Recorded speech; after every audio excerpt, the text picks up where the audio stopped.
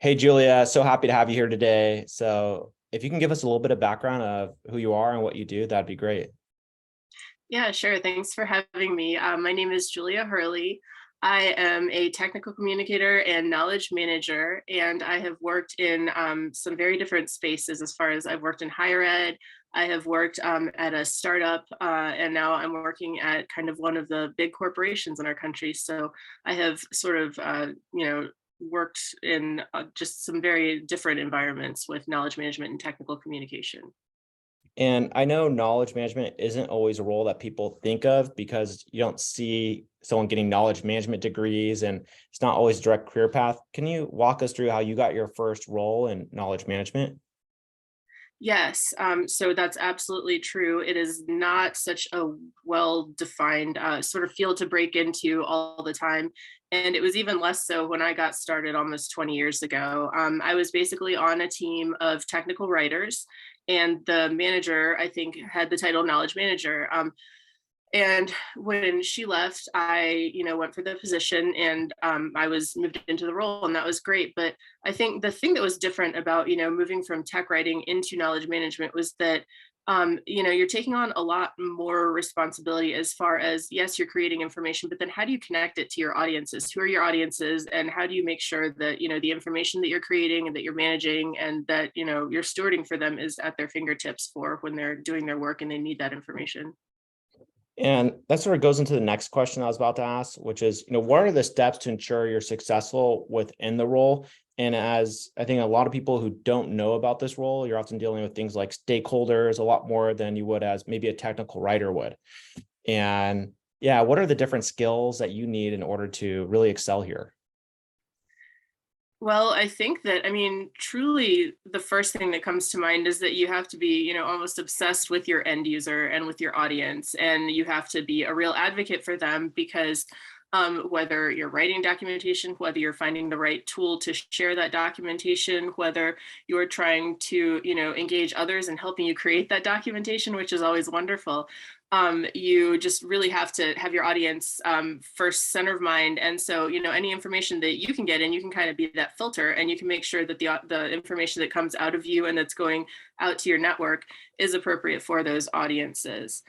Um, and I think just another skill that is super, super important in knowledge management is communication and being really overt about it. I think that that is something that after I got started in technical writing and then knowledge management, I actually went back to school and I got a master's degree in communication, business communication, because just seeing how many silos can exist. I think, developers and development teams and, different teams within IT orgs and things like that, it's very easy for folks to talk to each other or to assume they know what other teams are doing, but that's not always clear and explicit. And so it's really helpful when a knowledge manager can be like, hey, I hear you're working on this project. I know another team who's doing something that's kind of similar. Why don't we share some of the resources they're using and that they're producing and see if any of that, can be helpful to you? And so making teams more efficient that way and understanding where to kind of jump in and say, hey, we have something that could help you. And then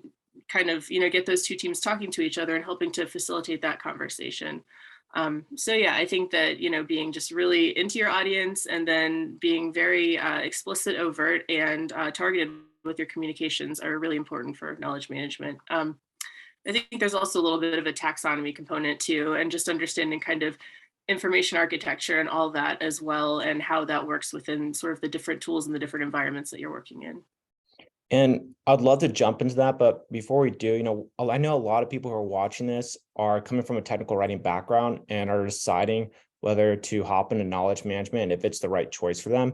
And having done so yourself, what are some of the questions that you maybe asked yourself when you're like, do I want to change roles here?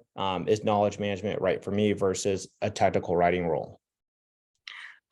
Yeah, I didn't really get to ask myself a lot of questions. I kept finding my way into tech writing roles and then being moved into knowledge management within the companies from there. So it sort of found me, but I can explain a little bit about, what that transition looks like and what the differences are. I know that there are folks who, as technical writers, are very much into digging deep into a software product creating that documentation, working with developers or engineers, and creating that documentation and having a set schedule for that, and that's what they want to do. They want to have a list of tasks and everything.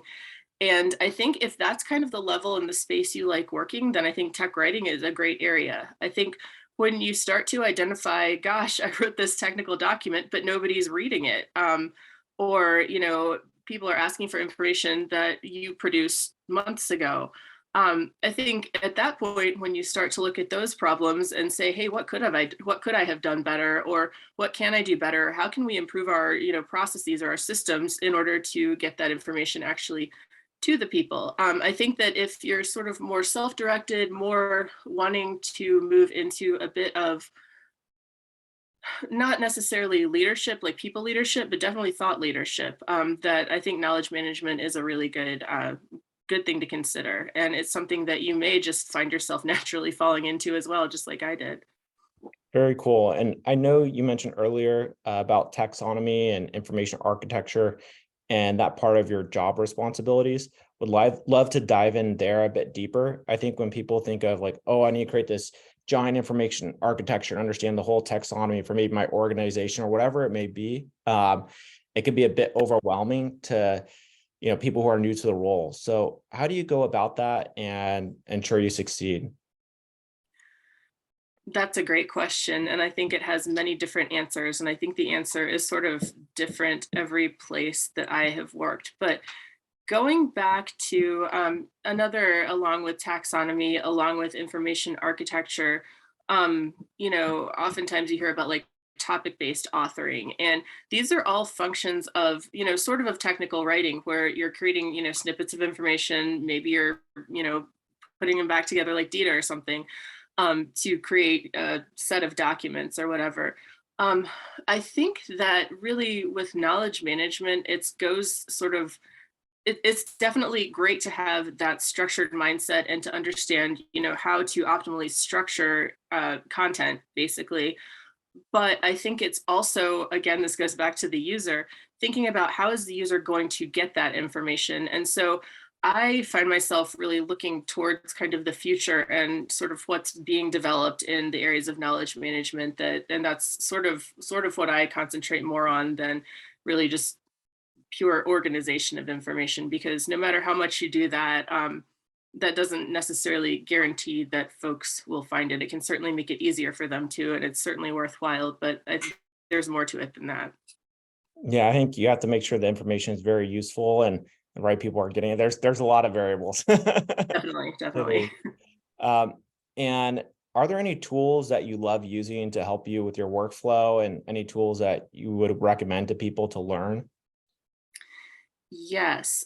So the idea that I am wrestling with, over the past, I would say, 2 to 3 years at a couple of different companies is, how do folks find the documents that either they've produced, that maybe their colleagues have produced, that we've produced for them? And,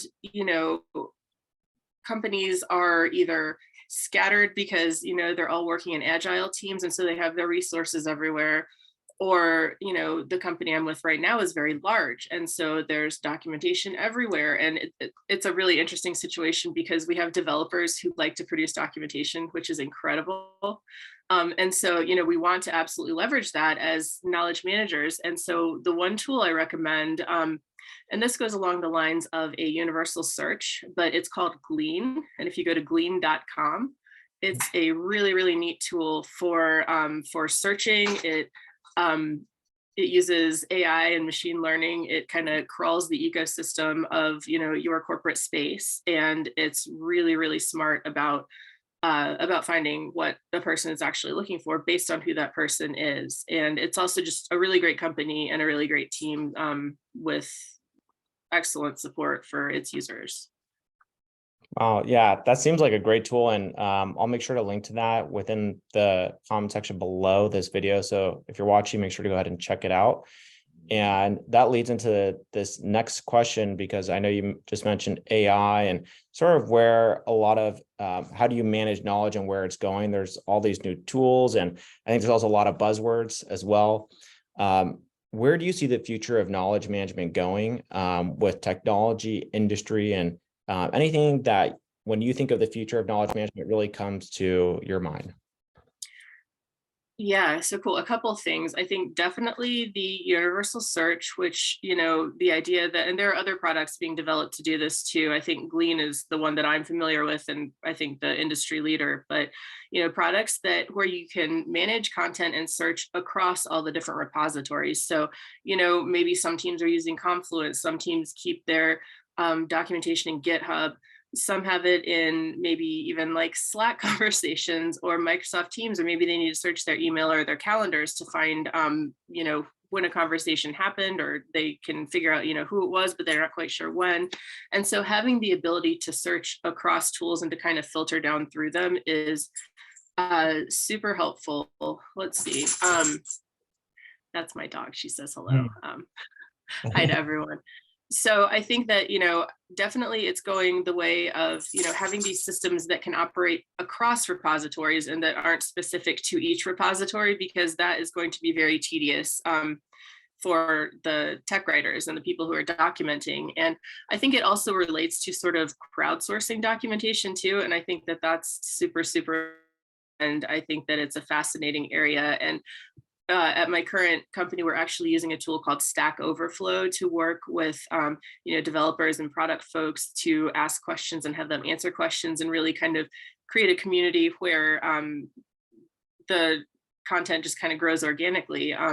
And then where us as knowledge managers maybe help to provide guidance for each different tool. You might want to use this for this, or what's your use case? This might be a good tool for you, because we can help support that. We can provide some best practices, and we can make sure that it gets indexed in, being able to search and being able to manage documents across the entire ecosystem, regardless of tool.